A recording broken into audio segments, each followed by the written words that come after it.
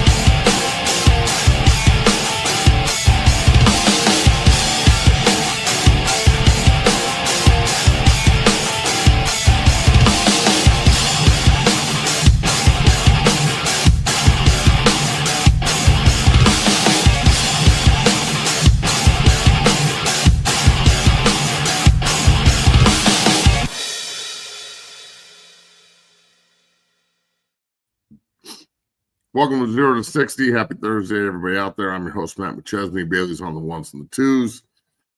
CU great and NFL great. National champion and All-American. Chad Brown is going to join us at about 12:30. We have a lot to talk about today. Let's go. Matt, we're rolling. We're in the building here. 0 to 60, the premier show for Colorado Buffaloes football coverage, brought to you by the Believe Network, FanDuel. Matt, how you doing on this fine Thursday? We got Thursday Night Football tonight. Raiders, your guy Max Crosby, take on your Broncos. And anticipated matchup, Broncos are damn near 10-point favorites. How you feeling? Good. Going to the game with the fam, so that should be pretty fun. Nice. It's going to be a good game tonight. It'll be fun.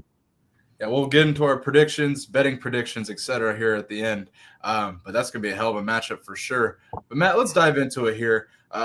Tradition matters at the University of Colorado. Matt, this is something you've reiterated time and time again, and we got 15-year NFL veteran Chad Brown joining us here in about 25 minutes to explain why tradition really matters and kind of just to discuss the future of Colorado under Coach Prime. But, Matt, some news that came out yesterday you discussed with Coach JB briefly.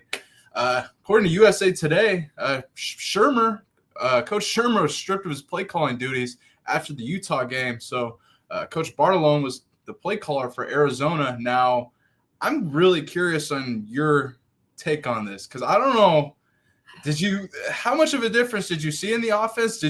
Coach Prime said I made a change and you might have already not known. I'm just really curious as to your reaction to this, Matt. Go ahead.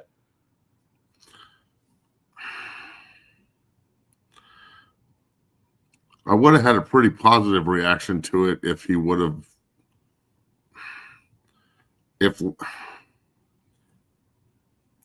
no one knew that you changed offensive coordinators because it looked exactly the same. Exactly. That was my – yeah. So, of course, the whirlwind from this is not what they think it is. Yeah. So what? Do you think that – I hate to say it so nonchalantly, but you want me to get excited? So what you're telling me is you decided to keep another secret because we're real mischievous and like scary and spooky, like the Addams Family, right? Yeah. What the fuck? What are we hiding? Got to keep everything behind locked doors. I can't let anybody know what's going on. So he doesn't fire Pat. He just strips him and makes him sit in the corner. Yeah. I don't know why Pat's there anymore, but I can't imagine he's having very much fun other than that check he's getting, of course, which seems to be consistent up there. People get a lot of checks, but I'm not really sure what we're doing for them. And then you give the play calling over to who we thought last week or earlier this week, we were like, yeah, this is the guy that would probably take over. And he did. We did call that on Monday, didn't we? Yeah, we kind of said that if we had to predict somebody, that would be It would be him. And then next morning. Well, just to find out that the disgusting display of 52-17 and no offense consistency. And then this is the beauty of it. I was sitting in the stands criticizing Pat at Arizona. Oh, yeah. When they opened up with 2 straight flat screen or bubble screens. Remember the bubble screens they opened with? That's a good point, and the man. bubble screen they opened to the left, and I was sitting there like, fucking Pat, more bubble screens, blah, blah, blah. But no, it's the new guy. Yeah. So I don't think this is a big deal at all. I don't think this is going to change shit. This isn't going to change the playbook. This isn't going to change the play calling. It's not going to change the play style. This is a move that the Glazers, and they're everywhere, and the prime sexuals will blow up to be some sort of like monumental news that shows change, when in actuality it is simply just a distraction move so they don't have to. And that's how I feel about it. And the only way that they can make me eat crow is the best way possible, which is to go out and score 40 points and win a football game at West Virginia, a team that they should beat, and they are better than. There. Let me ask you. So it's not my opinion and what I think is valid, but it shouldn't mean anything to them. Right. And I went on a show yesterday afternoon, Buffs News. He did a great job. It was I think he's a little taken back by how aggressive I am and how many times I said motherfucker. But he's got to prepare himself for that. I told him what's going to happen before the show. I mean, what you got to know that's coming, man. You're not going to get the frat boy version of Matt. I'm here to fucking talk. Exactly. I said this on the show, and I'm going to reiterate this, and I hope people listen. And I'm going to say it multiple times today because I'm going to add Chad Brown. I don't think Coach Prime is as soft as his supporters. I think he can handle criticism, and I think he can handle people on his ass, and I think he can handle the rigors of losing and winning and building a team and failure and success and everything else that comes with this.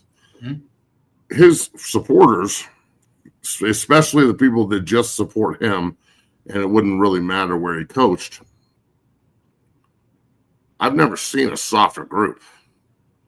Like, you are not a true representation of the guy you're representing in any way, shape, or form. Like, Coach Prime's Metallica, y'all are in sync. Like, Coach Prime's Tupac, you're like crisscross. Like, Coach Prime's Lee, and you're like Greg Mack. So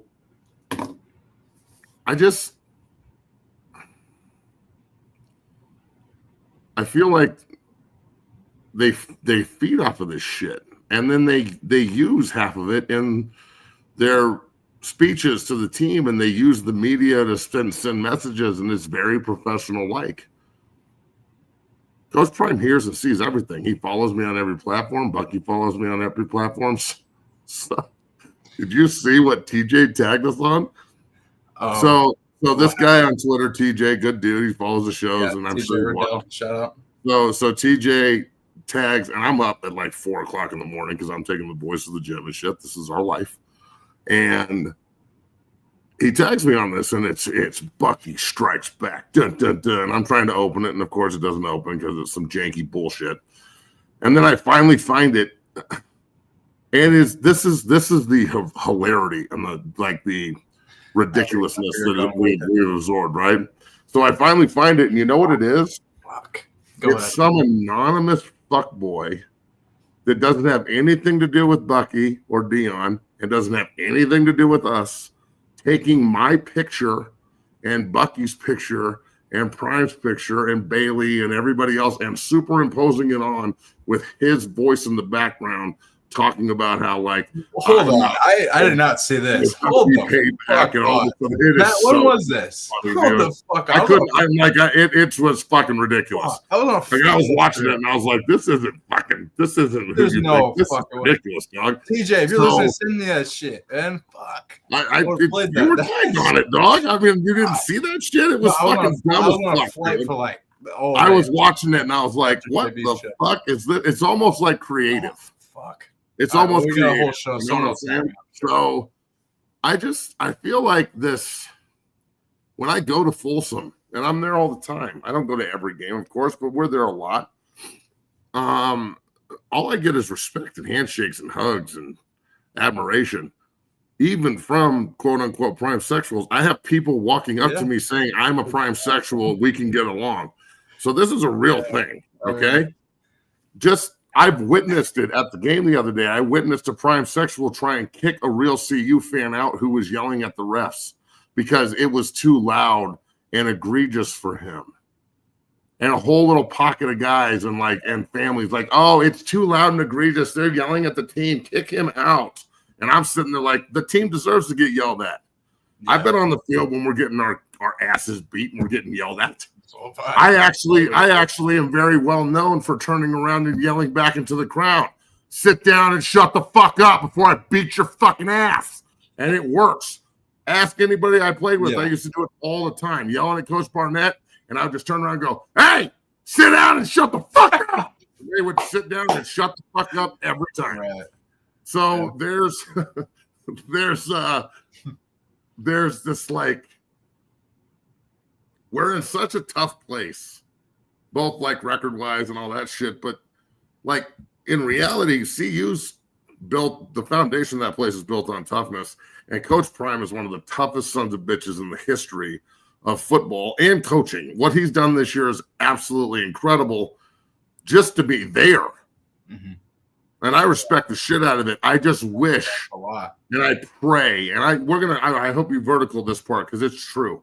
My senior year, when Coach Barnett got suspended and was getting run through the mud, and everybody was saying he was going to lose his job and he deserves to, and he's a piece of shit, and all these other accusations that weren't true, we couldn't wait to go play for our coach.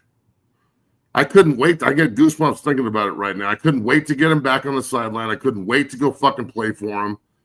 I couldn't wait. We talked about it constantly. This group won't play for their head coach to save their life. He's walking around on 8 toes with blood clots and cancer, wearing Depends and shit. He even parlayed that into a fucking ad campaign to benefit himself. He does everything humanly possible to help you. Where are you going to help him? Because I've been thinking about this the last 2 days. Yeah, it's on the coaches, and yeah, it's on the scheme, and we could have Jesus fucking, Jesus Christ calling plays, and it wouldn't fucking matter if he doesn't understand what he's got in front of him.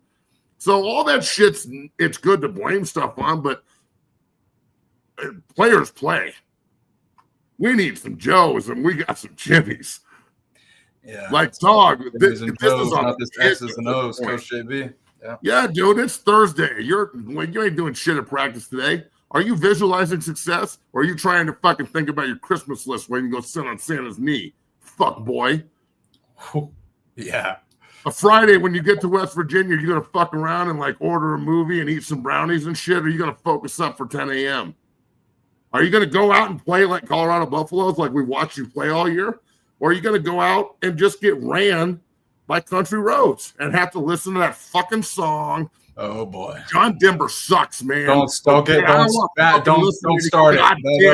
it for Monday. Country roads, take me home to the place. You got the fucking hat and shit. Like, God damn it. West Virginia, Mountain Mama, country road. Man, I don't know how you can hate John Denver considering where you're at, but fucking McAfee talking shit on goddamn game day and all week on the fucking goddamn show. Fuck that.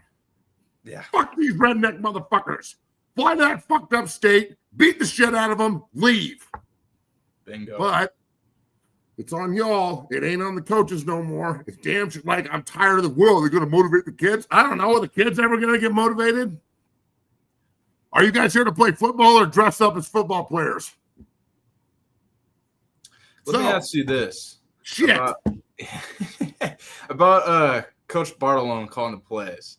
If he I think the secrecy thing is odd to me.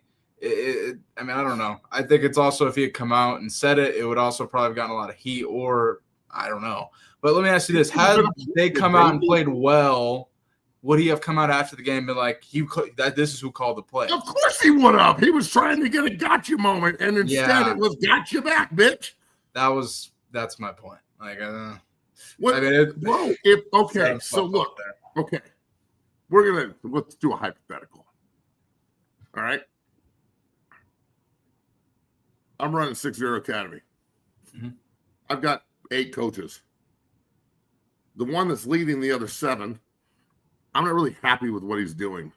And I really like the guy that's underneath him. I dig his philosophies and his ideas in meetings.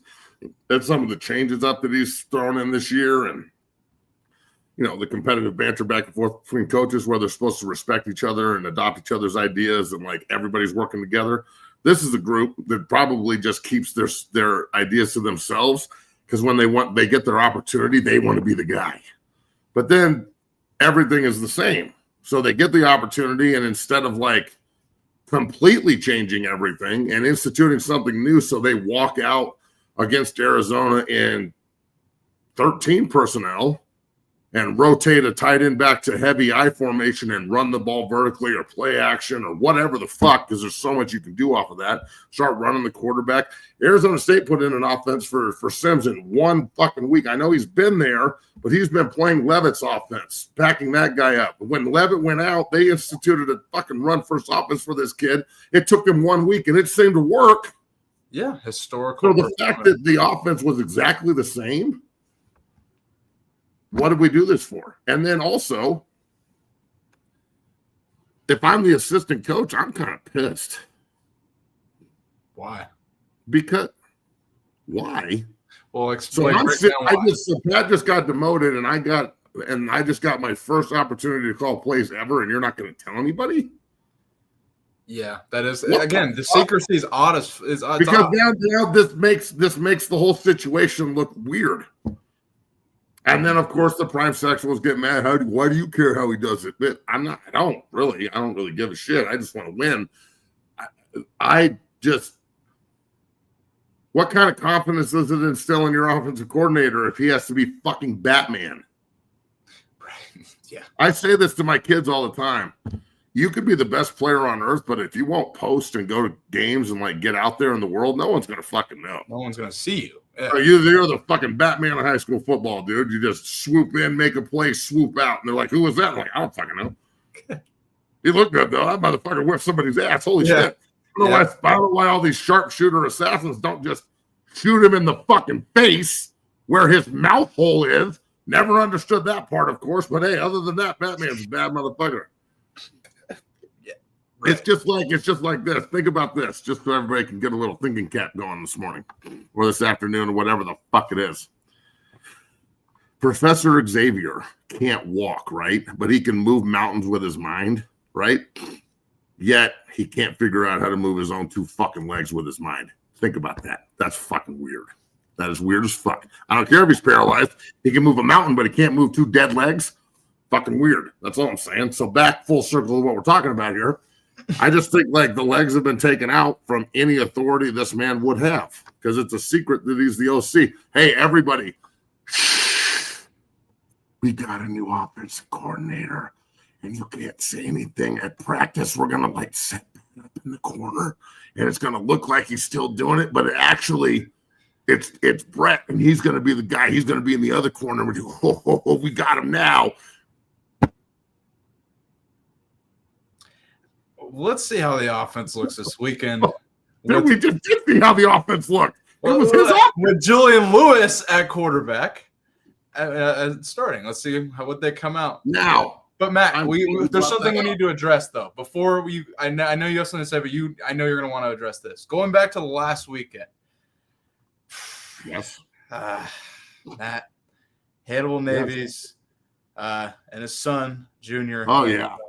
Wait until you got it. Just when you thought it couldn't get any fucking worse. What happened, Bailey? What he was So- committed to K-State, which is awful enough. But then what happened? Hannibal's son was committed to K-State, right? And they come out Saturday, visit CU for homecoming against Arizona. And upon watching the ass whooping that ensued, Hannibal Navies' son has flipped his commitment from K-State to Arizona. Hannibal Navies, his father, I mean, I can break down his whole fucking resume. He's a CU legend. Oh, boy. Matt, go ahead. Because this is, I read this and I was like, fuck, that's a bad look. So Hannibal Jr. flipped to Arizona after watching them pulverize Colorado in Boulder in front of his dad?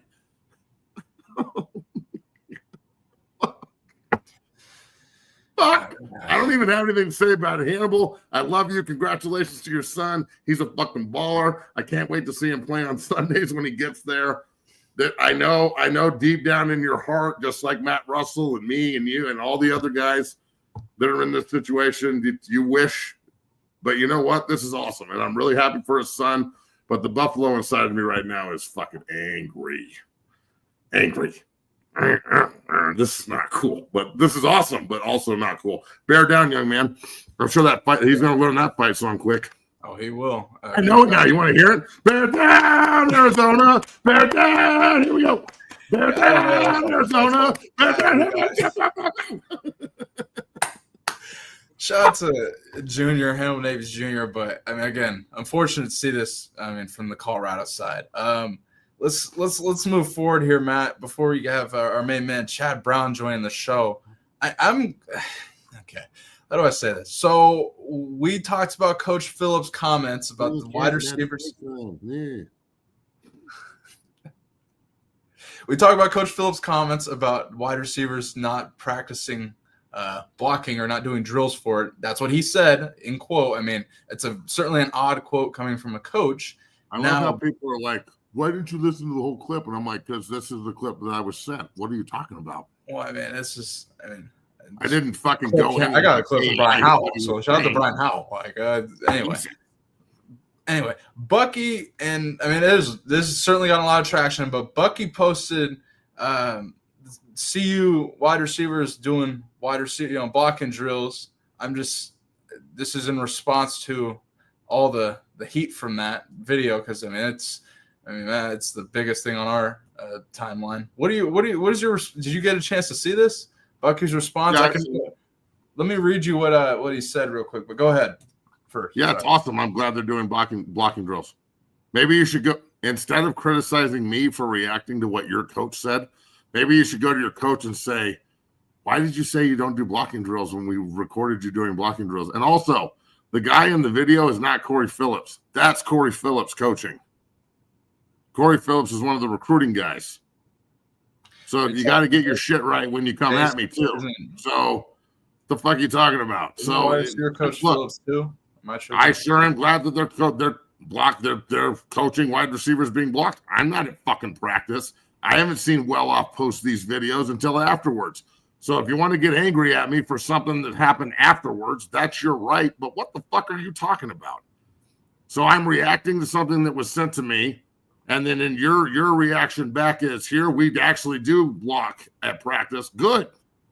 So block during the fucking game. And stop getting holding penalties.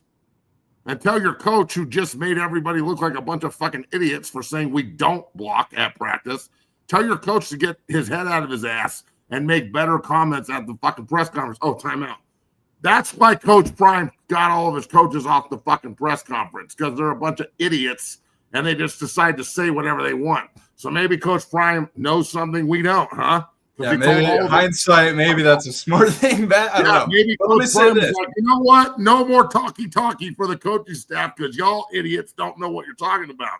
Yeah. Which should give you all the ammo you need to make changes in the offseason also. Right, exactly. Let me say this. Again, don't get mad at me because he stuck his foot in his mouth. I'm just responding to it. I didn't just come up with, you know what, Bailey, I don't think that they block at practice, and I can prove it. No, I'm reacting, dumbasses. Here's what I'll say. So the wide receiver coach is Jason Phillips, and there's also who is it? The director of player personnel or some recruiting coordinator is Corey Phillips, correct, Matt? Yeah, Corey does two different Phillips there. I just want to clarify that. Here's what Bucky said in the caption. He said, Coach Phillips just wanted to call out and challenge the receivers. He wanted them to adapt the mentality from the previous years. Didn't think y'all would take it literally that we weren't practicing, that we aren't practicing blocking comical. Good try. He literally said, hold on. Time out. Hold on, Bucky. Just play the clip. And look, we know how Bucky deflects, bro. Bucky's been on this show 15 times. We know exactly how he deflects shit to make it look good for them. We've helped him do it in the past. I know what this is, and so do you. Hold on. But he's not being correct because Corey Phillips isn't the guy talking right here. Hit play on the fucking vertical that we played. This is not Corey. Stop. That's not fucking Corey Phillips. No, that's the receiver coach. Exactly. So what is Bucky talking about? We're not even. He said Coach Phillips, though. I think exactly. That's not Corey Phillips. So he's reacting to something we didn't react to. Apparently, I have no idea what Corey Phillips said about this because Corey Phillips is not that guy. Is that Corey? Is that or is that not? No, Corey? This is exactly. So Corey Phillips. This is the receiver coach. Wait, Matt, hold on. I'm confused as hell what you're confused about. This is the receiver coach. Bucky, in his caption, said Coach Phillips, who I'm assuming he's talking about Jason Phillips, the receiver coach. I don't know what Corey Phillips got brought into this. I'm sorry. I thought you said Corey Phillips. I didn't hear you say no. The Corey Phillips ain't got nothing to do with this. I don't know. Never mind. No, so I thought you said Corey Phillips, and Corey Phillips is the one in the video. No, it's Jason Phillips, the receiver coach. Corey Phillips is the recruiting cat. I didn't thought say Corey. I thought you said Corey, not coach. Oh, I think you, yeah. Anyway, Bucky, here's my response. I want to hear. Let's listen to what. Regardless, just play and hear what he says again. Yeah, let's hear. What did you see from the blocking guys outside? You know what? That's a great question too, man. I think the bigger guys we have in here, the expectation is for us to get it done on the perimeter. So I'm really pleased with where we are in that regard right now. So I have no disappointment of where we at. I don't think there'd be a problem. It's blocking to me as a want to. We don't do any drills for it, to be quite honest with you. To me, that's internal. You want to okay, Bucky, he said that. We're not overreacting. Goddamn, this is a wild comment to come from a D1 coach. That's all we're saying. And as a guy who professionally offensive line, so did Matt play. What the fuck? Yeah, as a guy who professionally blocked, I think it's actually kind of hard. It would be like me saying wide receivers don't need to fucking run routes and practice. That shit's easy. I can go out and do that. I just expect it. So yeah, look, man, hey, again, everybody can get as mad as they want at me when we're good and there's no chance of me criticizing. Everybody wants to hop on the show and be part of it. When we're struggling and they have to answer hard questions, I'm the bad guy. And that's okay. That's okay. It's all good, man. Look, it's easy to just, at least the anonymous guy tag me. You feel me? At least I get to see it. I hear about it. You know what I'm saying? We're all Twitter and TikTok and Instagram is people stealing my shit left and right. So, it's all good. At least you can give me fucking credit for what I don't do and I'm not good at. So, look, man, I didn't say that shit. I'm sorry that I got Coach Phillips and Corey Phillips mixed up. I'm a big dumb idiot. Regardless, we didn't say it. We're just reacting to it. And I didn't think it would be this big of a deal, honestly. But again, it's not the what's actually happening. It's the reaction to it. So, how do you expect? Okay. How do you want me to react to that clip? How should I, as an ex-NFL player and an ex-lineman, knowing how hard it is to do, because I didn't just start playing offensive line in high school and then did it all through college and shit. No, I played on the defensive line for 2 years in the NFL, and then they walked in and said, do you want a job or do you want to fucking play defense? And I said, I guess I'll take a job. And then I moved to offense, and I literally had to learn everything in 2 fucking weeks with Bill Callahan breathing down my neck to keep a roster spot. So I had to learn how to play offensive line lickety fucking split, and it was hard as shit. It was hard as fuck. It was 50 times harder than defensive line. B gap, rush passer, chase ball. Okay. No, man, offensive line is some hard shit. So to insinuate that you can just line up and block people and then have this visceral reaction to me calling out the coach saying they don't practice for it, and it looks like they don't. How do you want me to react to it? All the prime sexuals and you fucking idiots. Look me up, all the people that are just blinded by their love for Coach Prime and they can't see past the end of it and they think everything's a criticism. How do you want me to react to that? Do you want me to just do what you do, which is, okay, whatever you say? Nah, man, we ain't doing that slurpy shit here. And I don't know how you want me to. I don't give a fuck if it's Bill Belichick or fucking Mike Shanahan. You come out in a press conference and say, you know, at the point of attack, we haven't blocked a fucking soul all year because we haven't broke one screen yet.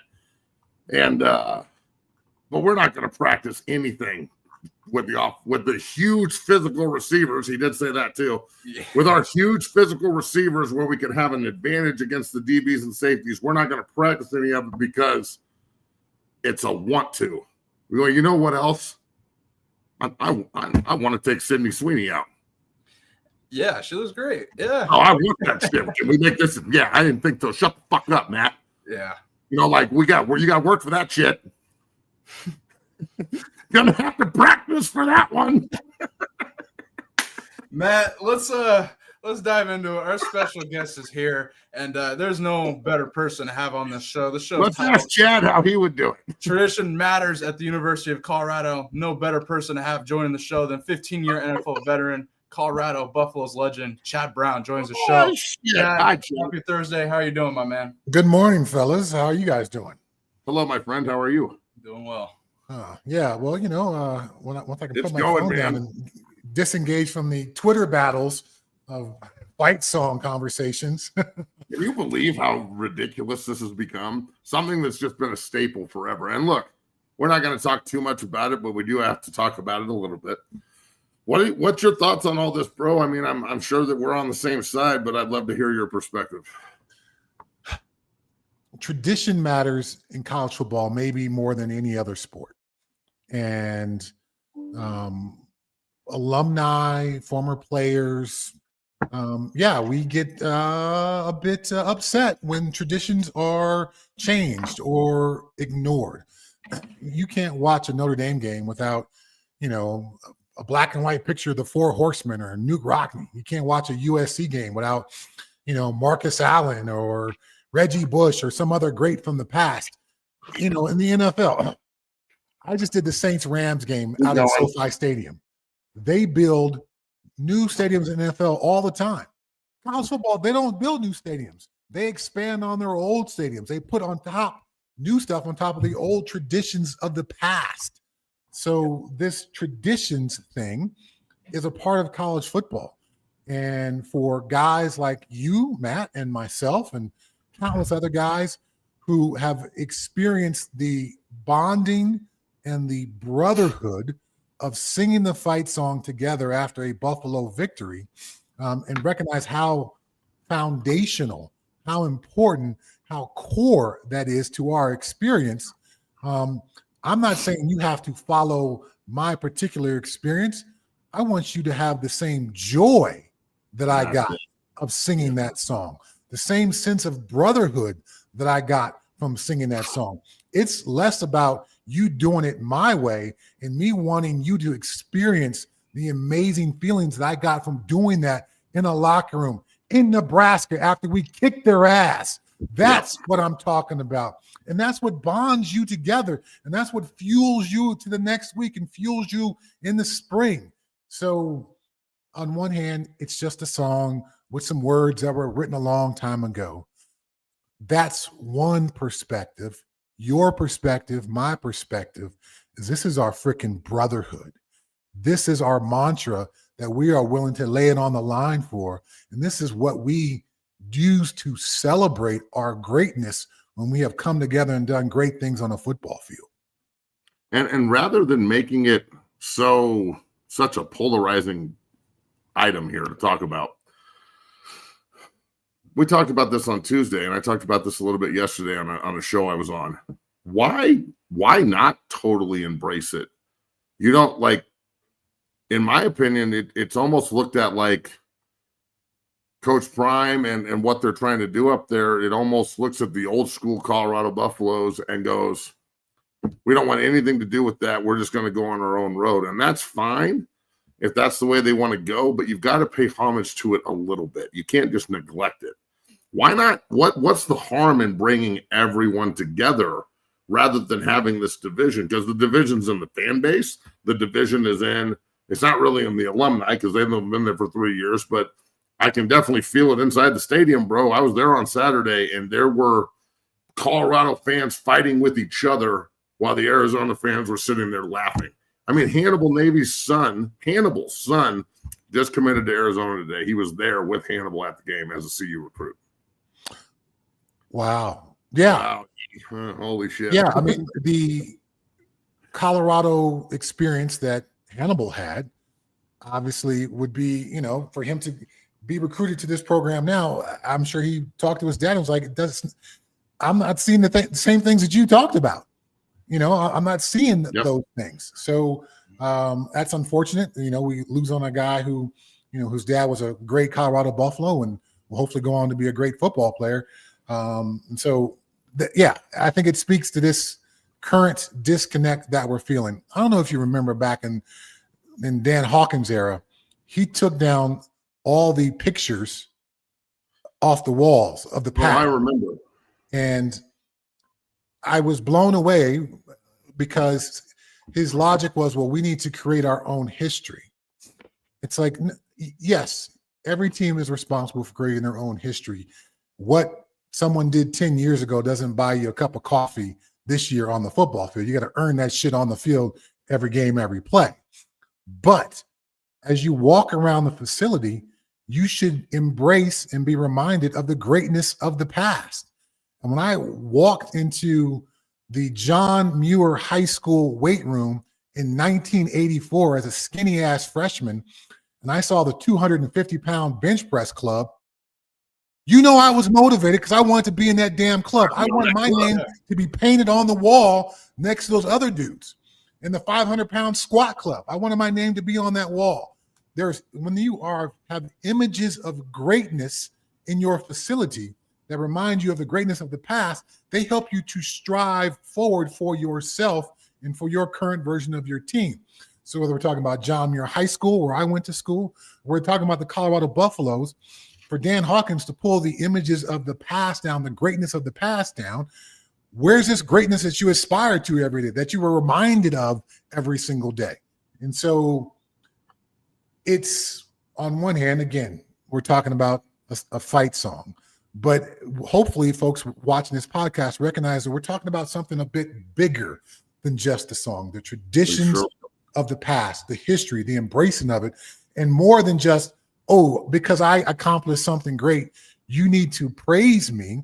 I'm looking to inspire this current crop of Buffaloes. I'm looking for somebody to walk in as I did as a 209-pound freshman thinking, how's this all going to work out for me? What am I going to do? Oh, there's Mike Jones, the 245-pound senior who is a leader, who is a 3+ student in the class, who's now a reverend and a politician in Virginia who does great things.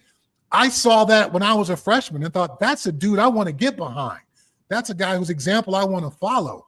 So when you start removing the past, you remove these connections that help us want to be better, that give us examples of who we want to be, that give us examples of what I can actually be.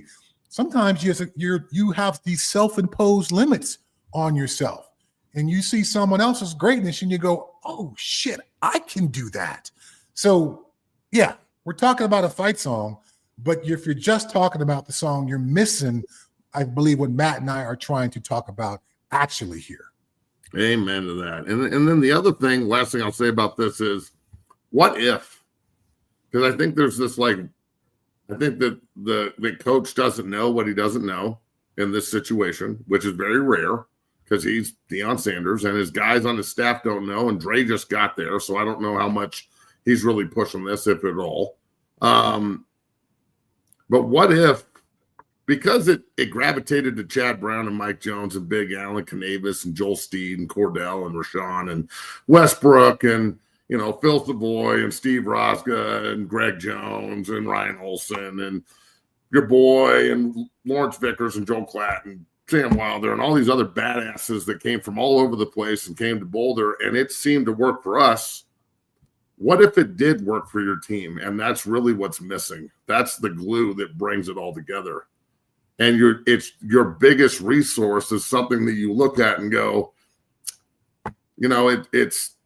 it's really not that important, yet it could be the most minimal thing that helps you the most. And I don't understand why they won't even try to embrace it. That's my biggest beef with this now it's like a reluctance to do it. And it's just the country club version that they sing in the stadium's cool, and I'll pump my fist, but that is not the way we get down in the team room. And I just wish they would allow it to be seen for what it really is once, and see if all those kids really sit there and go, well, this is lame. The first group in 30 years of Colorado football that would do that. Because every other group went, holy shit, this is incredible. How do I get down there with that? When you build a team through the portal, as this team has been built now for 3 years, you've got this band of mercenaries, and they all come to campus for many different reasons. And I would suspect for most of them, the number one reason is not to become a Colorado Buffalo. It's for prime. It's for money. It's for the social media handles on the back of the practice jerseys, all these other things other than becoming a Colorado Buffalo. But now when you sing that song, now you're tied to the Colorado Buffaloes of the past. This is what we did in the past. And you're talking about this song that is iconic to this program and to this university. Now you're getting steeped in the tradition of it all. So this era of college football, in my opinion, needs traditions more than ever, because I was on campus for 5 years. And so my being nurtured to become a leader, because leadership's been talked about on this year's team and how it's lacking. I was nurtured to become a leader. I watched other Buffalo greats do that. And then when my time came, I was nurtured by the coaching staff and had enough confidence and enough success on the field that I felt very comfortable with that. My success wasn't someplace else last year. My teammates saw me do it this year. And so, yeah, again, it seems, I can imagine for somebody who's 25 years old, you guys are, I'm sorry, Bailey, if I'm calling you out here, man. He's on our side. All good, Chad. All right. It can seem, what are you guys talking about? This song, it can seem corny and a bit hokey, but again, it speaks to this entire experience that we're talking about and the connection to your era and past eras, your football team to past CU football teams. Singing that song together also brings the people in the room together more, which they clearly need, as constructed by through the portal, where guys are coming from all these different places. We're singing the Buffs song, not Coach Prime playing my music. No, it's the Buffs music, the name that's on the freaking front of your jersey, the Buffalo that's on your helmet, man, the Buffalo that we ran out behind on the field. So, yeah, I think it's needed probably more than ever now. And I will say this is the last thing I'm going to say that made me think about this with Chad. It's the same way with me on the leadership thing. I got there as a snot-nosed freshman, didn't know shit, just trying to hang on to my ass, but had great examples in front of me, seniors like Brady McDonald and, guys like that. And then as I get through the ranks the next year, our captains are Dre and Vic and Mike Lewis and Bannon, and it's a high bar to strive for. So by the time I'm a grown man as a fifth-year senior and they put the C on my chest, I got to live up to all those guys, and then I got to set the tone for Vickers, who's going to be a captain the next year. And it keeps rolling. And this is it. This really hit me hard when you were saying this, Chad. The fight song, yeah, it's played during the game 15 times, 20, but we don't sing it. We, the players and the coaches and everybody involved in the bubble, we don't sing it unless what? Unless we win. Mm-hmm. Unless we win. So it's a privilege to sing it. It like what Coach Cabral said in that video, and I'm so glad you posted it, bro. And best of luck to Coach Cabral. We're praying for him and his family right now. I know they're going through some stuff. But for him to say it like that and just take me back to that's really what it's all about. We just won. We just sacrificed. You brought up singing it at Nebraska. My last Big 12 game, regular season game ever, was a win in Lincoln in 2004. And literally all we said when we walked into the team room at the end of it was, this room has only heard this song about 4 times in 100 years. Make sure it echoes through Memorial. And I just, it needs to be something that hopefully next year is a priority, at least to find out about. I would hope that the new coaching staff under Coach Prime will do a little bit of research, but we'll see. All right, so let's move. All right, let me add just one thing before we move on. Yeah. You talking about the fight song, me talking about the fight song. I don't think of myself as some soft dude. No, it touches bro. me in my heart. It tears me up. I mean, the video I posted, Cabral's crying. I'm crying. I was crying watching. We're all badass football playing dudes. So again, even if you think this has got nothing to do with winning and losing, why would you not want somebody to have a deep emotional connection to their brotherhood and to their university? Where I am 55 fucking years old. I last played for the Colorado Buffaloes when I was 21. Was the last time I sang that song as a player in a Buffaloes uniform. So 34 years have gone by, and it still touches me deep in my heart. And you don't think that's an important experience for someone to have? Come on, man. It connects us. I'd be shocked, and I'm just going to use his name because he's the big dog on the team. I'd be shocked if Jordan Seaton even knows the words. Yeah. Like the only time I've ever seen it sung at CU is after the CSU. When did Travis get hurt? The first CSU game, right? Travis, first year. Yeah. So after they beat Nebraska, we went into the locker room after they beat Nebraska. It was me and Westbrook and a couple other guys. It was crazy. But they damn sure didn't sing the fight song. It was like Big X the Plug or someone was up there rapping. And I'm not saying I was having a shitty time. I had a great time because they just beat Nebraska. But I must have sing that song 15 times and it went on deaf ears. The next week, Rick George made a point to sing it after CSU, but Travis had just got hurt and everybody was concerned about him and they were like going to the hospital. And it was the most, they don't know. When I'm over there bouncing up and down and shit, some old guy in the corner yelling "Hooday," they're like, this guy's fucking crazy because they don't get it. So it's so fun and it brings us together and it takes guys from every different area and every different background and puts them in the same pot and stirs it up and we all become black and gold together in that one moment. And I just wish that they would understand the power they're holding right in front of them that they won't open. They got Pandora's box right in front of them. Crack that bitch open and pour it all over your team and see what you get. All right, let's move on here. Who you got this weekend? I'm traveling back to Alabama. You're going to Bama? Yeah. Alabama. You're going to Bama? Yeah, Nick got invited to the game. Nice. Yeah, so a month ago, this would have been a great matchup, but obviously things have not gone so well for LSU. But to do a game in Alabama is always a great experience. Bryant-Denny Stadium, the statues out front, all that stuff. And then, well, hell, man. Where are you staying? You staying in Tuscaloosa? No. The radio folks, we're too poor to stay in Tuscaloosa. So I'm staying in Hoover, about halfway between Birmingham and Tuscaloosa.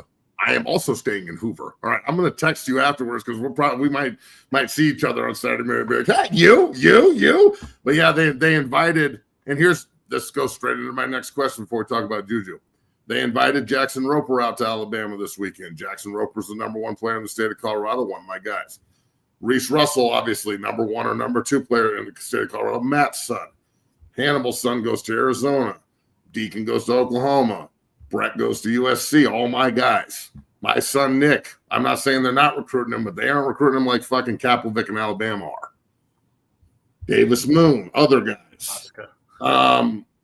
Why? And you're not from Colorado, but I know you played with a bunch of big, aggressive Colorado sumbitches who were on that football team. And, Joel Steeds from Denver went to Hinckley. So why do you think they neglect their own backyard and the fact that I'm in it and I'm literally waving a flag like I've got players? They haven't even offered Jackson, bro. He's 18 deep.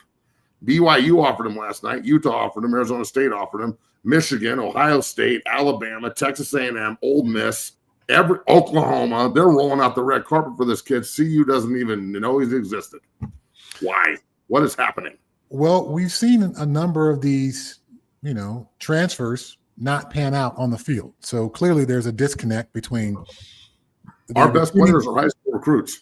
Yeah, I know what you're talking about, but I'm talking about the evaluation of these players and what they actually end up being on the field. So there's something going on there where you thought that guy could play, and now we all see that he cannot play. So I guess we'll see about these kids that you're talking about. But obviously, these are some of the best programs in the country and have some of the best evaluating staffs in the country. So if they're valuing these kids and we're not, I think that says more about us than it says about those other schools. I agree.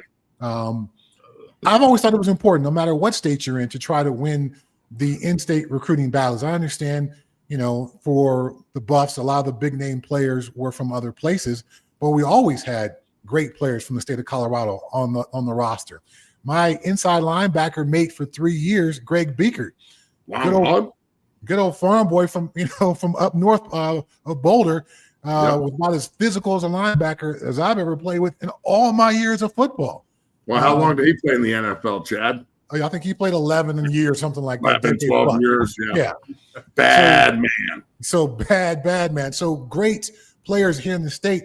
And I think just from a recruiting standpoint, you always want to win your state. I know you've got your targets on Texas and Florida and all these other places. And I think, yes, of course, you need to have a footprint in those other places, California. But you can never ignore your own backyard. The best players in the state should be Colorado Buffaloes year in and year out. I agree. So Fairview's got this big safety named Torrey Smith. I can't figure out whose dad, like his dad played for CU, but I can't figure out who he is. Is it Cade Smith? Is it James Smith? I can't figure out. If anybody knows who Smith's daddy is up at Fairview, let me know. But that kid's like 6'3", 210. Texas just offered him. He's 9 minutes down the road. CU doesn't recruit him. So I think that also fundamentally needs to change. Okay, Chad, Bailey, the chat. I just read a comment that said the fight song is racist. I don't know what that means, but okay. Jesus. Oh boy, I'll tell you. How do you convince someone who always thinks they're right, and most of the time is, in Coach Prime, that he needs to change a couple of things in order to really maximize where he's at? Because that's the only thing that I think he's not doing well. Like, he doesn't understand where he's at, and he won't listen to anybody help him figure it out. I think if you think of yourself as the smartest man in the room, you need to get some other people in the room. That's what great leaders do. You know what I mean? And so if that's what you're looking at, then how you view life, that's an unfortunate place to be. A wise man consults. You do those commercials, those Aflac commercials with Nick Saban, the greatest to ever do it. Nick Saban goes to recruits' house. Nick Saban does a cha-cha slide in someone's mom's living room because he wants to do anything to get a player, bro. Huh? He'll do anything to get a player. Right. So, the fact that you don't do home visits because they want to see my home, you need to know who these players are. When your son comes back on campus and says, we don't have any alphas, I believe you could identify an alpha if you sat in his home. If you sat on his mama's couch and saw what neighborhood he lives in and see who his neighbors are and see who his mom is and see who his dad is and see who his uncle is, you can figure out an alpha. You did not have to see Eric Bieniemy play. All you would have to do is sit down in front of him and his mom and dad and go, this dude's going to bring it. You didn't have to see me play other than to sit down with Marsha Brown and Jim Brown and drink my mom's coffee and sit down in the Brown house for an hour to recognize I'm the son of a freaking Marine. I learned hard work from a dude who works hard, who didn't miss a day of work in like 30 years. How could I help but be an alpha and bring that shit to the football field? Because that's the man that I come from. That's the benefit of spending time in a recruit's house. That's how you get to identify who's an alpha and who's a dog and who's not. So some of this stuff just makes sense. And it's hard to believe we're still talking about this 3 years later. I think it's the everything that he is reluctant to do, I think solves every problem that he has, in my opinion. So, all right, let's move on, and then we'll get you out of here. I know you're busy. I'm pumped you're going to Alabama, bro. I'll be down there with my boy in Jackson and his mom, meeting with the coaches and meet with the GM, Corey Morgan, and going through that whole process. I'm really excited to see what it's about. I've never been there before. So that's awesome. Let me ask you this. West Virginia is no joke. I know they're not any good, but neither are we. They beat ranked Houston last week in Houston, a team that decimated us in Houston. They also have beaten ranked Pitt at home this year. So two teams that are ranked actively in the college football playoff rankings. West Virginia's got dubs over both of them. So I think Juju, if supported correctly, and I guess we have to talk about the offensive coordinator thing here because of that, can be extremely successful, and just like a lot of other freshman quarterbacks. But this is one hell of a task on the road at West Virginia against Rich Rodriguez, regardless of if we can find holes in their defense or not. How do you feel about Juju's first start? And then we'll talk to you about the OC. Separate from the West Virginia talk, you got a freshman quarterback who, hasn't necessarily looked good in his opportunities out there. And you've got a new play caller, a rumored new play caller, a guy who called plays last week and the results were the same as the week before. I don't even know. But none of that equals success. None of that equals best chance for success. So separate from whoever the opponent is and how difficult the environment is going to be, we got some shit we got to get together on our end. We sure do. So it's generally, said in most locker rooms, it doesn't matter who we play. If we do what we need to do, we'll find a way to win. Facts. And, that's generally true. But the Buffs have yet to really do what needed to be done. They got the win against Iowa State, which was a ranked win. But we've seen some of the shine come off of Iowa State. I had the Iowa State BYU game. BYU crushed them, destroyed them. So Iowa State is, maybe was overranked going into that Buffs game. So I know you want to take something from that, but what do you take from these last 2 weeks when you've got over 100 points scored on you and you didn't even put up 21 in 2 games? So how does changing the quarterback and how's changing the play caller suddenly make that situation much better? How does changing your offensive play caller make the defense tackle better? Or how does it teach the defense how to play with better leverage and limit big plays and explosive plays? It doesn't. So I'm hopeful that Juju finds a way to get something to move forward off of, get some stability underneath him, and shows the folks, there's something to build around here. Gives the recruits who are coming in next year who've committed some confidence that things will be better next year. I'm hopeful for all those things. But having played in Pittsburgh for 5 years, Pittsburgh is Pennsylvania's a state right next to West Virginia. Yeah, it's like West Virginia football, and I've always followed it closely because of the ties to the state of Pennsylvania and being so close to Pittsburgh. They take it for real out there. That's going to be a very tough environment, despite this not being a great West Virginia team. So Juju and the Buffs and Coach Prime are going to have their work cut out for them. And based off the last 2 weeks, it's hard to see where the path to success is. Something building towards next year, that can be accomplished.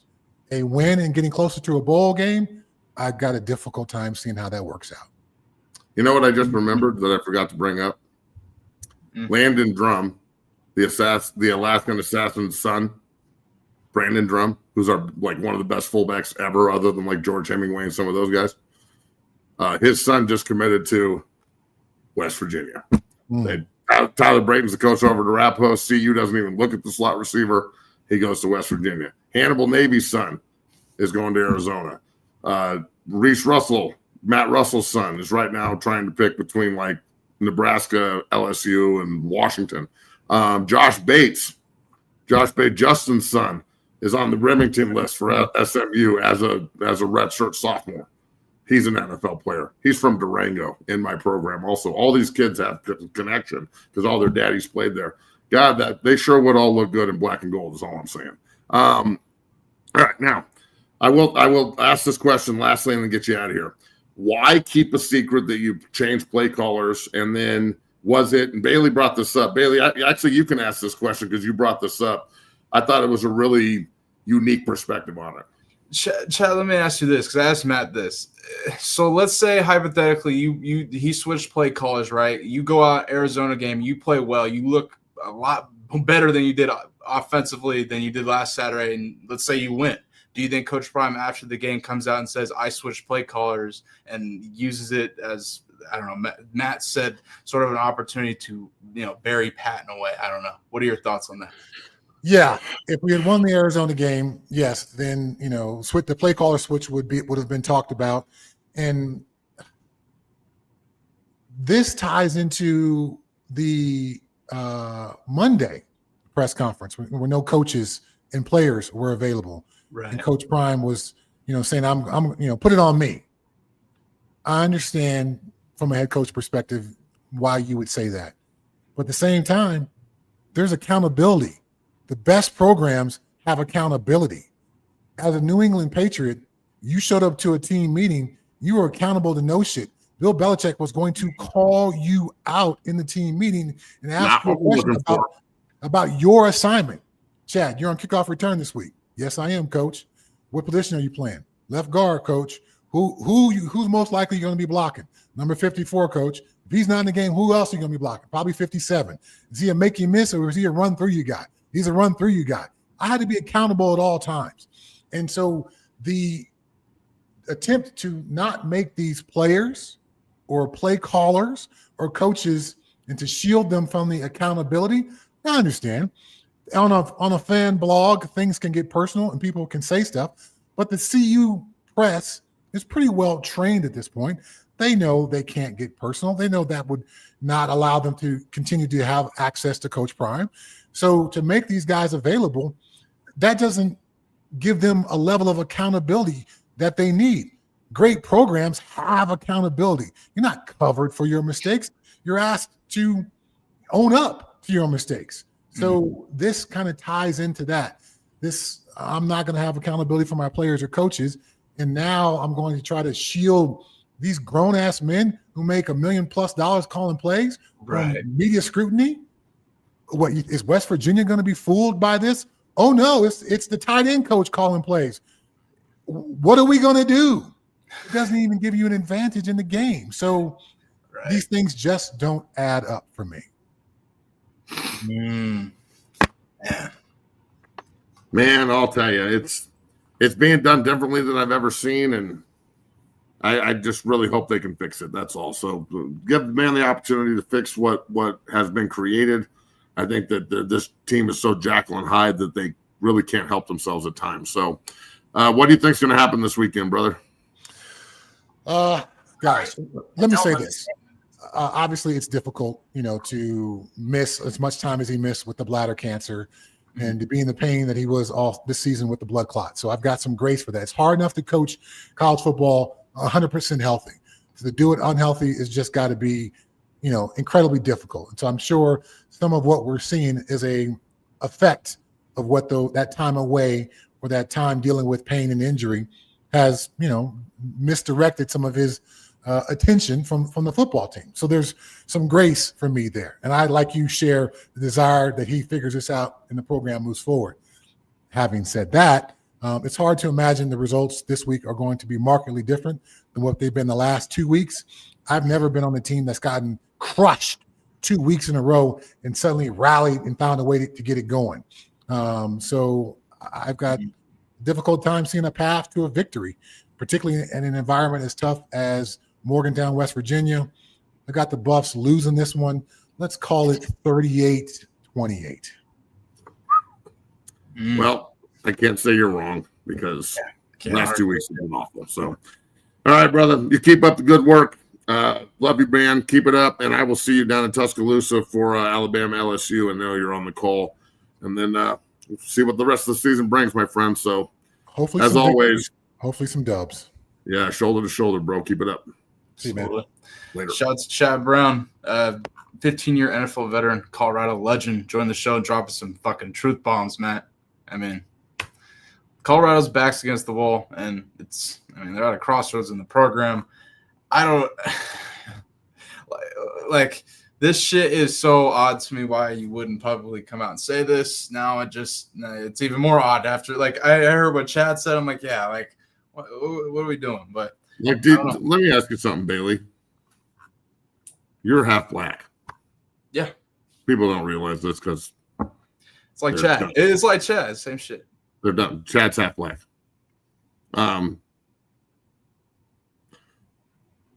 What is racist about anything we're talking about ever? Bro, and what is racist? Like, how is the fight song right? Why is that so easy now? Like, what? I don't remember it ever being thrown around when I was growing up this way. And like, I was born in 81, and actually today's the big guy's birthday. I'm 44 years old today. Oh, man. Thank you, Mom and Dad. Happy birthday, man. Yeah, man. You know, I grew up in a really diverse era, and cultures collided, and it was through music and movies and entertainment and culture, and it was awesome. I never grew up in a situation where every other thing was racist and everyone's racist, and I don't know where this came from and how it happened so fast, but I think it's ridiculous. So there's nothing racist about the fight song. No, there's nothing racist about what we're talking about. Like, there's nothing racist. Yeah, but they may be fucking with us, but they're also like, I feel like it's disrespect. So Bailey's a racist. He's a black dude. Chad Brown's a racist. He's a black dude. It's stupid. Like what? Exactly. So does Bailey? Do you wake up and punch yourself? Goddamn. Yeah, exactly. It's ironic, but no, I think people are just throwing that out there. It's not fucking racist. People don't. How do you say it? People that didn't even embrace tradition and anything in life don't understand what tradition really means. Matt, you bled and bleed black and gold, bled, sweat, and I mean, how many years invested into that program? People don't really understand the investment and what it means to people, and they sit here and say, "Oh, that's soft," while you're singing a song, blah, blah, blah. Like, y'all don't get it, dog. Like, you don't. So, and look, am I an old head? Yeah, I am, but that's the beauty of it.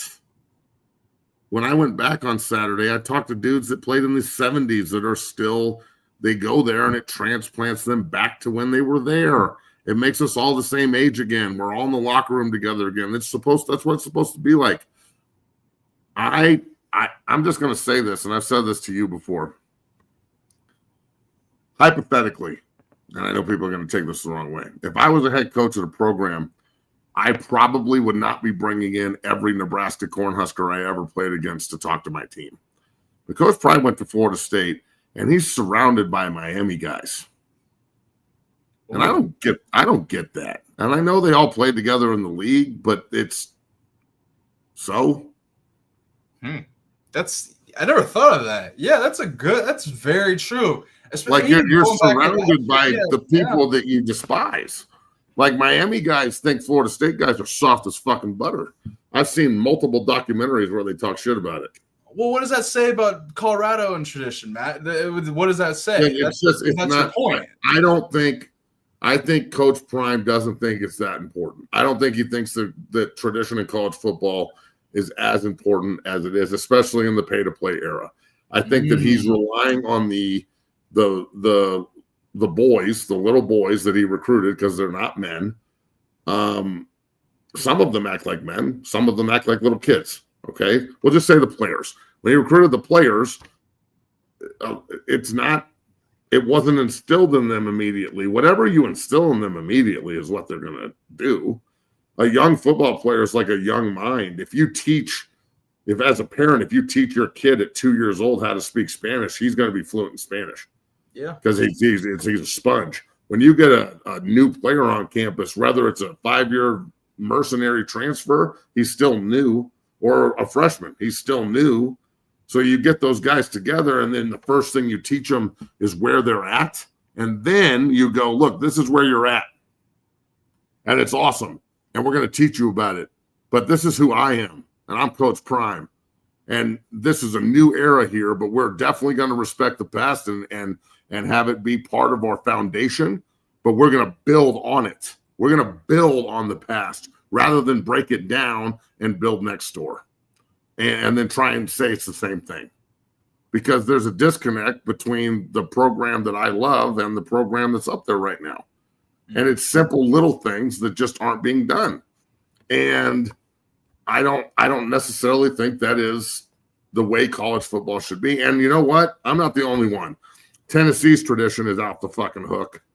Oh, Georgia's tradition is crazy. Florida State's tradition is crazy, which is insane. Miami's tradition is crazy. Nebraska still hasn't won a fucking big game since 2001. They are still living in the 90s. And there's nothing wrong with that. 2,000 years of beautiful tradition from Moses to Sandy Koufax. You're goddamn right I'm living in the fucking past. Big homage to the Big Lebowski. All I'm saying is we can do both. And all this like venom and sensitivity and shit, just because you're being criticized, win. Go do what you're supposed to do. Yeah. Time out. I didn't say they weren't alphas. Shador Sanders said that. Yeah, that is a wild To comment. his brother. So on the sideline, Shador Sanders, Bucky said, "What do you think?" And Shador said, "There's no alphas on this team." Well, we've been saying there's a lack of leadership and a lack of bad motherfuckers since day one. And we get shit for it. But Shador says it, and everyone's like, "Oh, that makes sense." You can't get mad at me for saying that there's no leaders and alphas on the field. Your professional quarterback, who's one of the best players in CU history and has his fucking name on the stadium already, just said that Jordan Seaton and Miller aren't alphas, that Arden Walker's not an alpha, that Bird's not an alpha. Gentlemen, how does that make you feel? Do you think he's your friend? No, he's not your fucking buddy. You just played with him. There's no connection because you guys don't understand where you are. Once you leave, you're just back out into the wind. I'm glad he came back. I'm glad he got to see his dad. But that comment right there, they should play that on fucking repeat. Instead of focusing on what the media is saying or not saying, and what I'm saying or not saying, or Joel Klatt or Chad Brown or Takal or whoever the fuck. Why don't you focus on just that? Shador Sanders said, "None of us are alphas, and that's the problem," as he snickers and walks off the field with his hand over his mouth. And what would you want him to do? He can't play. He's done. All you can do at that point is laugh it off. I was laughing hysterically in the stands to the point where I almost had a fucking heart attack. So yeah, I'm telling you, man, it's this assumption that everybody up there is as soft as the fan base is amazing to me. I don't think they are. But at the same time, when you turn around and try and point the finger at people that aren't on the field or in the coaching staff that know what they're talking about, because I don't want to hear shit like I don't know what the fuck I'm talking about. And then somehow we're the bad guys because we criticize 106 points to whatever points and a team that looks like they quit and they have nothing to play for. So we're talking about the foundational things that can help them move forward as a team and come together. And if one thing after another keeps snowballing on top of it, that are little things that can be fixed that we won't fix. And then saying that the media and the people talking about it are wrong when your own brother and quarterback says there's no dogs or alphas on this team. I didn't say that. He did. And it was unprovoked. And it wasn't like something that they talked about. It was just a question and the God honest truth from Shador. There's no alphas on this team. And that is not my fault or Bailey's fault or Chad Brown's fault. That is Coach Prime and his staff's fault for bringing the wrong guys in. It's if Jordan Seaton thinks he's a dog and an alpha, you got to go prove it. Now, Shador just told you weren't one. I didn't say shit. I've been saying you're the number one pick in the draft since the day you walked in the room. I think Miller's a first rounder. The receiver Miller. Apparently he's not an alpha. Arden Walker. I think he's an NFL player. Apparently he's not an alpha. You guys don't take that. You're not offended by that? Mm-hmm. The most offended I've ever been in my playing career, ever, and it worked, was when Coach Barnett walked me in as a junior and said, "You're not starting this week. You're not playing up to snuff. I am unbelievably disappointed in what you've put on the field." And it was the most motivating moment of my entire life. I looked at him and said, "I'm getting my fucking job back in about 5 minutes." I went out and had one of the best games I ever played as a backup. But I was damn motivated. You ain't saying that shit. You're not going to spark that in me and not get a response from me. So what is it? Players. Steve Roscoe said it. Average players want to be left alone. Good players want to be coached. Great players want to be told the truth. Facts. And like people are like, "Oh, no, coach, the racist shit." It's played out at this point. It makes you sound stupid, and we're going to start blocking you. Yeah, I will say this to the players, and I know some of them watch, and I know damn well a lot of their parents watch. Everything that's happened up to this point, good, bad, or indifferent, is over. This is a clean slate. You have three games to play and an extra one. If you want to play one more game, one more guaranteed game, and be playing until Christmas and get a fucking bowl hoodie and like go play whoever the fuck for whatever the fuck, the Las Vegas Bowl, who gives a shit? We got to win 3 in a row. And it can be done. It's going to require somebody standing up in the fucking team room and taking over and saying, "This is what's happening. Get your shit together so we can go do this."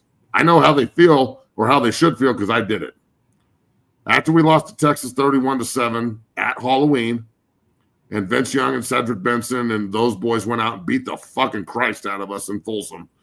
We played hard. It was a great game. We statistically had an awesome game. It was great. We got fucking ran. They were way better than us. We were in the team room and everybody's talking about, okay, we want Gary fired and we got to fire Hank Witz and we got to fire Steve Watson and everybody here sucks and let all the rookies play and bench all the seniors because I was the only senior starter on defense and then like Sam and Bobby and like Ron Monte and Jesse Wallace on offense. But we were thin. And I remember standing up in the team room and saying, "Fuck all that. We're going to win 3. We're going to go play for the Big 12 championship and we're going to go to a bowl game and fucking win." And everybody in the room was just like, "Fuck yeah, we are." And everyone came together and we went out and won fucking 3, played for the Big 12 title, went to a bowl game and won. So put it in the fucking air and manifest it and make it fucking happen. West Virginia is not better than you. Get off the plane, stick your foot in these motherfuckers' asses, get back on the plane and come the fuck home. Get ready for Arizona State, a team you can beat. They're better than you, but you can beat them at home. Hopefully it's snowing fucking at 10 degrees outside, snowing left to right. Exactly. You know what I'm saying? Like, take advantage of what we are rather than fucking running from it and trying to build a new foundation in the middle of trying to rebuild the program. The foundation is supposed to be the part of the program that helps you rebuild. 100%. Especially after going 9-4 and winning a Heisman. Fuck. So, to the folks in the chat who can't get over, who just love coming on here and like spewing the same bullshit every day, at least we know who you are, but we don't because you're anonymous. Gotta love you. You can continue to do it. Keep it up. At least you're logged in. Thanks for watching. Well, it helps us get paid more, Matt. So yeah, we appreciate all your buddies that hate me to log on, please. Exactly. Matt, we're gonna get your picks here for Thursday Night Football, but before we gotta address your New York Jets trading Quinnen Williams to the Cowboys, trading Sauce Gardner and the Cheese to Smitty's Colts. Matt, surprised, not surprised? What are your take on your Jets seemingly clearing house and actually got a lot of picks for the future, though, I will say. Is this guy trying to say that he would block me? Matt would have been locked down if I played. See, Matt just. You need to go watch the More film. I will eat you a fucking Bring more live. of this fucking troll. Matt. Eat motherfuckers alive. Yeah, give me a fucking break. See, this is all. Okay, Quentin Williams and Sauce Gardner. This needed to happen. They accumulated a ton of picks. They offloaded a ton of salary. They're not going to win with these two, or they would have done it already. They have to figure out a way to draft a quarterback and develop him and start from the inside out and rebuild the offensive line. And that's the only way this is going to work. Honestly, I thought they were going to trade more, and they should have. I thought this would happen. I called it out almost a month ago that they need to trade Williams and Sauce and Wilson and whatnot. Well, they traded two of them, and they got a hole back. So they straight fucking fleeced the Cowboys. And honestly, they fleeced the fucking Colts too. So, we'll see what happens with both of these trades to both of these teams. But at this point, with the Jets where they are, this extends Aaron Glenn's opportunity to be the coach, because I think they're going to let him go through a draft and see if the team improves next year. They have to find a quarterback, whether it's a veteran that can help groom a rookie that knows how to play. They need a Ryan Fitzpatrick for a year or two to help like a rookie get better that can help them win football. They got to find that guy. Like, I mean, go get Jacoby Brissett in the offseason and let him start for a year. If Arizona made him their starter though, and Matt, that's Kyler because Murray, he's fucking better than Kyler Murray. Don't go get Kyler Murray. Don't go get Kyler Murray. Don't go get Kyler Murray. Kyler Murray's a fucking turd. No. You don't want you want Jacoby Brissett's a pro that you want the veteran in tons of places and knows how to run a system. Kyler Murray's a turd. That guy doesn't give a fuck about football. He got paid and straight shut it the fuck down. He's hurt. That motherfucker's vagina lips are hurt right now just by sitting on him. Yeah. So, exactly. So I think the Jets have the ability and the resources. If you've never been to East Rutherford, New Jersey, not East Rutherford, in Floral Park, New Jersey, where their facility is fucking incredible. It's one of the most incredible places I've ever been. They got the money. They have the support. They're in the fucking Metroplex. They're in New York. They got a new stadium, although the turf is a joke. They need to figure that out. They've got to use these picks and hit on all of them, bro, and they need to rebuild badly.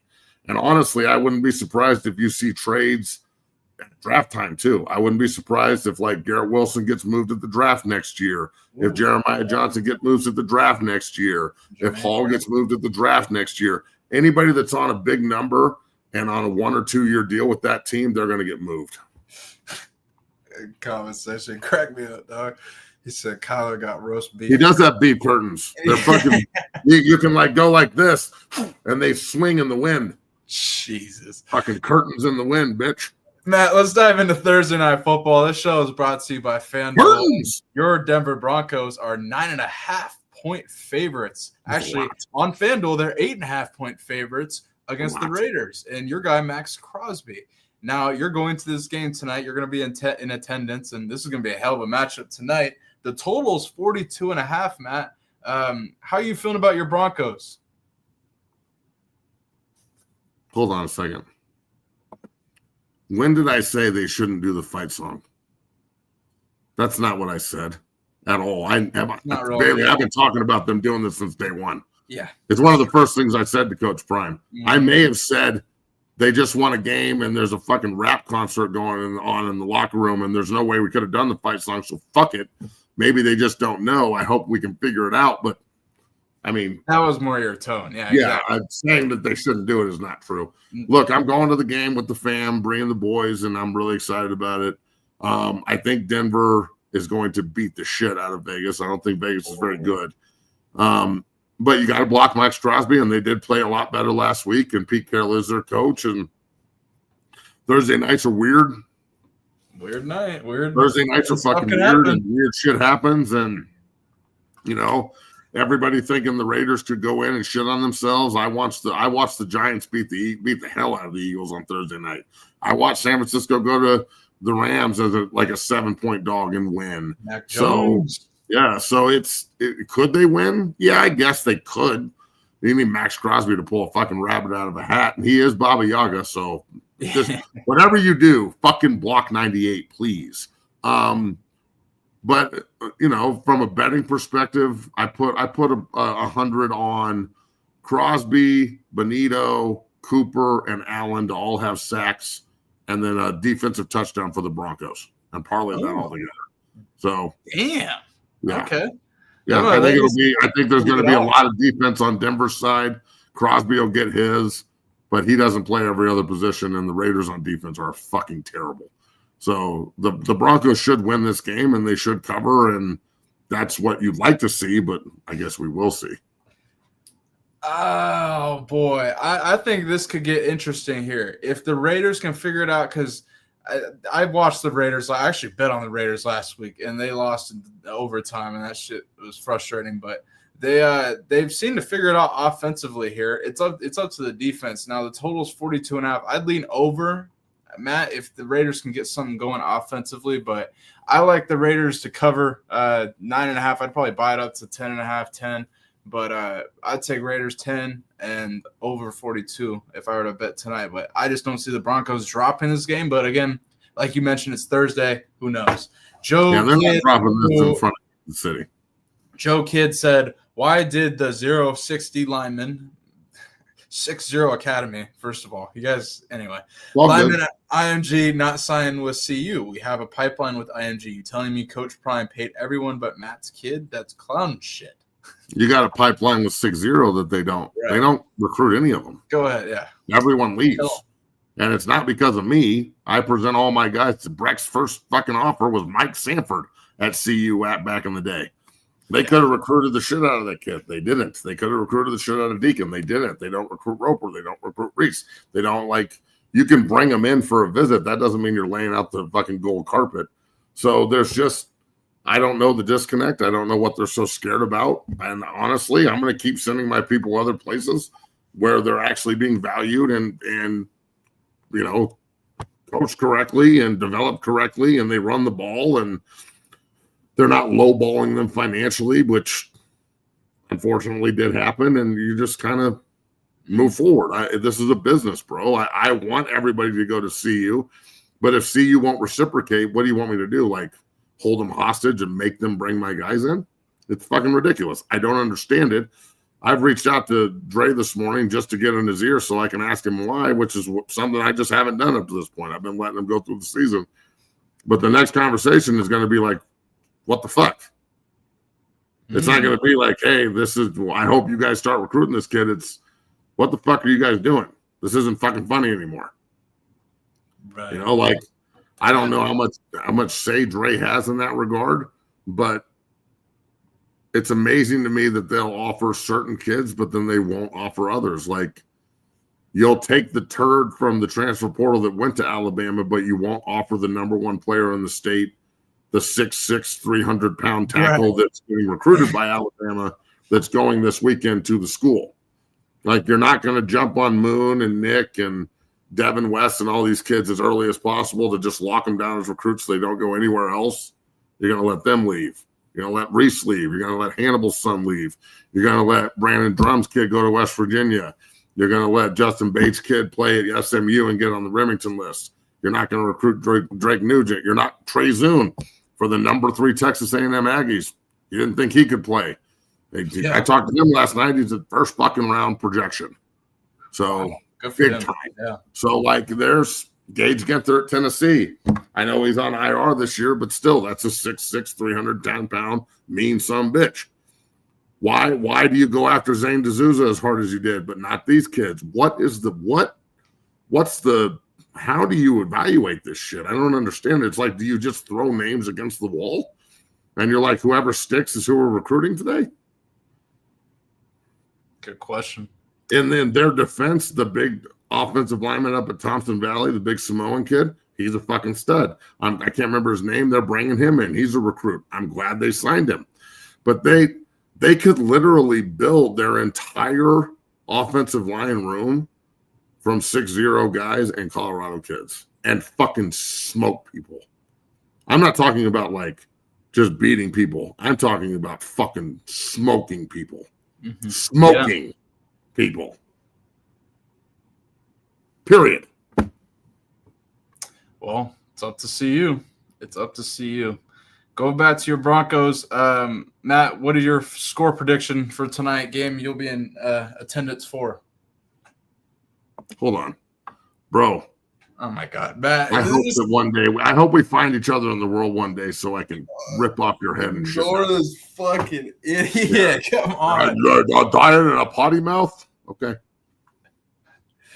Then I swear to God, as your boyfriend fucks you this afternoon, you should think about that comment. Score prediction? Tonight for Broncos Raiders? Mm-hmm. I'm going to go 27-10 Broncos. Oh, okay. Broncos won by 17.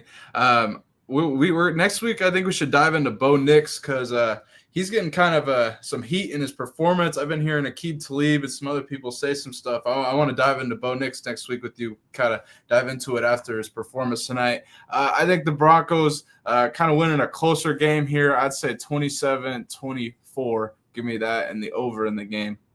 Over 42.5 Raiders covered. But I think it's going to be a hell of a matchup tonight, Matt. Can't wait. We'll be back tomorrow to dive into Colorado's keys to victory with Julian Lewis starting in his first start against West Virginia, 10 a.m. in the rain.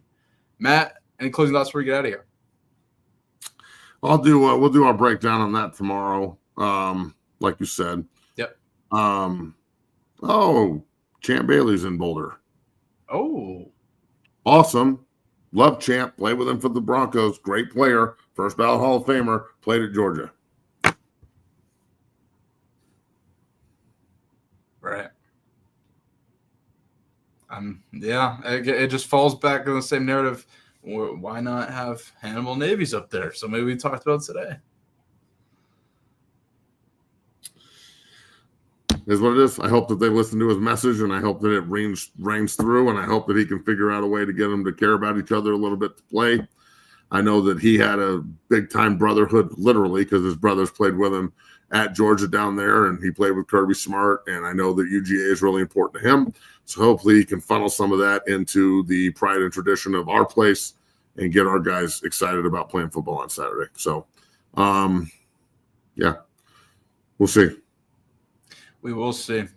Crazy world we live in. And that it is. We'll be back tomorrow here on 0 to 60, the premier show for Colorado Buffaloes football coverage, brought to you by the Believe Network, FanDuel. And we appreciate you watching. Pound the like button, subscribe, become a member of the Dungeon family today. We appreciate the support. We appreciate the new members, the donations. If you'd like to donate, help the show grow, go ahead and hit that super chat button. But we'll be back tomorrow at 2 p.m. Eastern, 12 p.m. Mountain. Next week, we'll be going 1 p.m. Mountain, 3 p.m. Eastern going forward here. And we got some special guests planned next week that I cannot wait to unveil to you guys. But go ahead and pound the like button, subscribe, and we appreciate the support. We'll see you tomorrow. Peace. Peace.